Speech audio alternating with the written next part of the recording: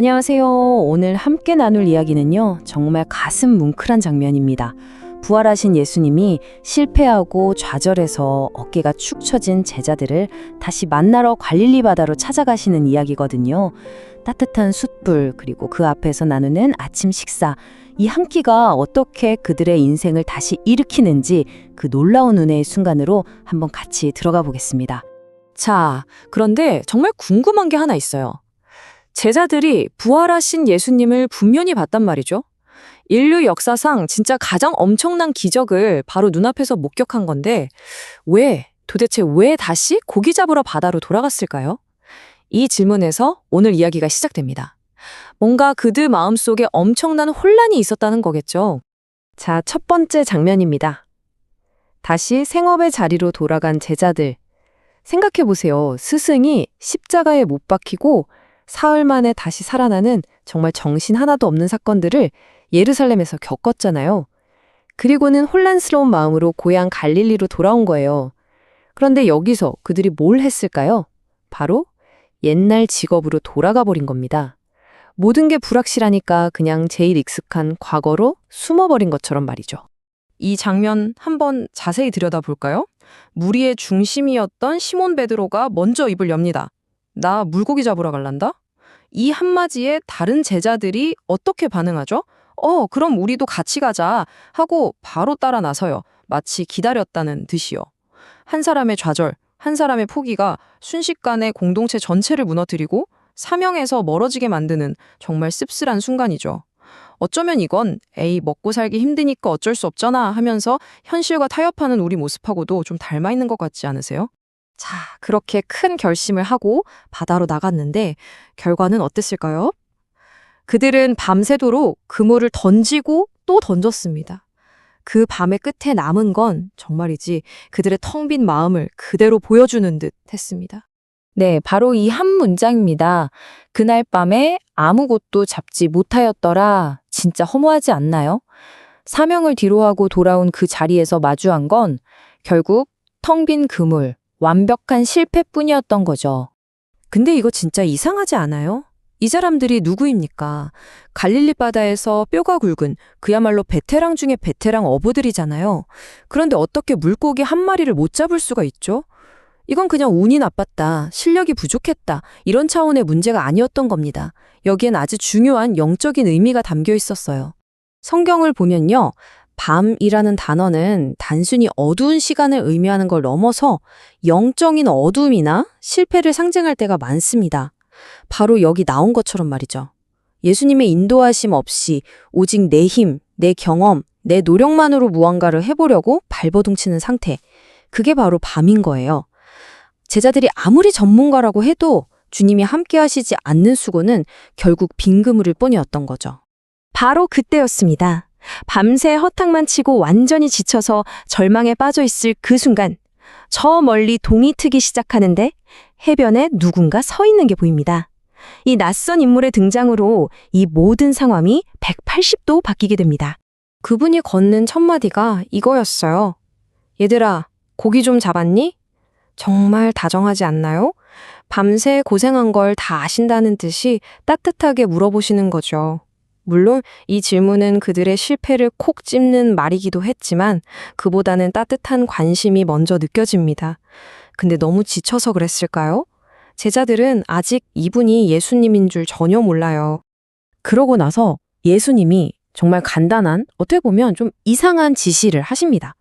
그물을 배 오른편에 던져봐라.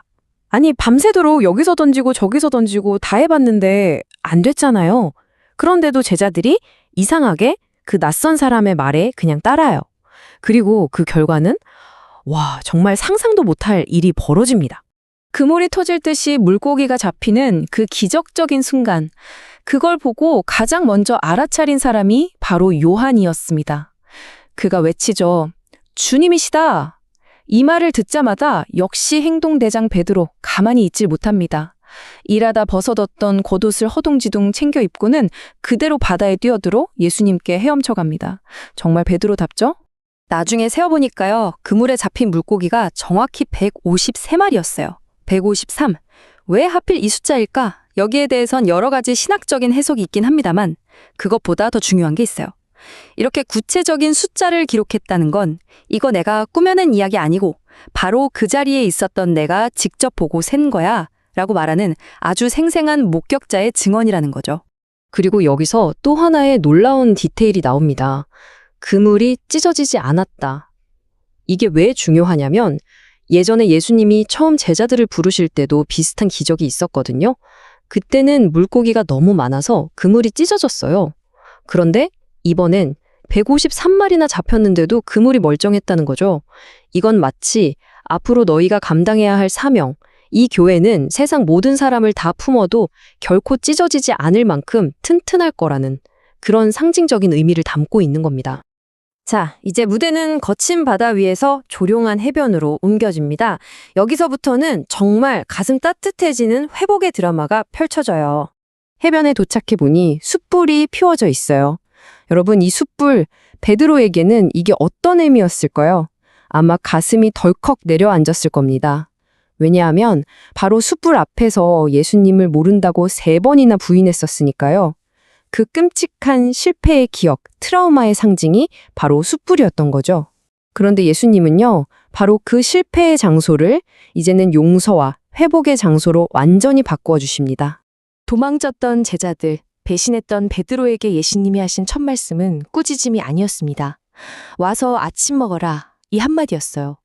밤새 추위에 떨고 굶주리고 마음고생했을 제자들의 몸과 마음을 먼저 챙겨주시는 거죠. 이 따뜻한 초대 한마디가 그 어떤 설교보다, 그 어떤 책망보다 더 큰 위로가 되지 않았을까요? 네, 이 모든 일들, 그러니까 빈 배를 채워주신 기적, 그리고 따뜻한 아침 식사까지, 이 모든 것에는 사실 하나의 분명한 목적이 있었습니다. 그건 바로 제자들을 실패의 자리에서 일으켜서 다시 사명의 자리로 돌려놓는 것이었죠. 오늘 이야기의 핵심 메시지가 바로 이거라고 생각해요. 예수님은 우리가 실패했다고 해서 그걸 비난하거나 정죄하지 않으신다는 겁니다. 오히려 우리가 가장 처절하게 실패하고 가장 깊은 절망에 빠져 있는 바로 그 현장으로 직접 찾아오시는 분이라는 거죠. 그래서 이 회복의 여정을 한번 정리해보면 이렇습니다. 먼저 내 힘으로 애쓰다가 실패하고 절망하는 밤이 있죠. 그때 주님의 말씀이 들려오고 거기에 순종할 때 기적이 일어납니다. 그리고 나면 따뜻한 숯불가에서 위로와 회복의 시간을 갖게 되고요. 마지막으로 다시 한번 사명을 확인하고 일어서게 되는 겁니다. 어쩌면 이건 주님께서 실패한 우리를 일으켜 세우시는 일종의 은혜의 공식 같은 게 아닐까 싶어요. 자, 오늘 이 이야기는 이제 우리에게 질문을 던집니다. 나는 지금 어디에 서 있는가? 사명을 향해 나아가고 있나요? 아니면 그냥 익숙하고 편안한 나의 생업의 자리에만 머물러 있나요? 하지만 정말 중요한 건요, 우리가 지금 어느 자리에 있든지 주님은 우리를 찾아오신다는 사실입니다. 실패한 제자들의 텅 빈 배를 기적으로 채워주시고 따뜻한 아침으로 그들을 위로하셨던 그 예수님께서 오늘 바로 우리의 삶에도 찾아오셔서 새로운 시작을 선물해 주실 거라고 믿습니다.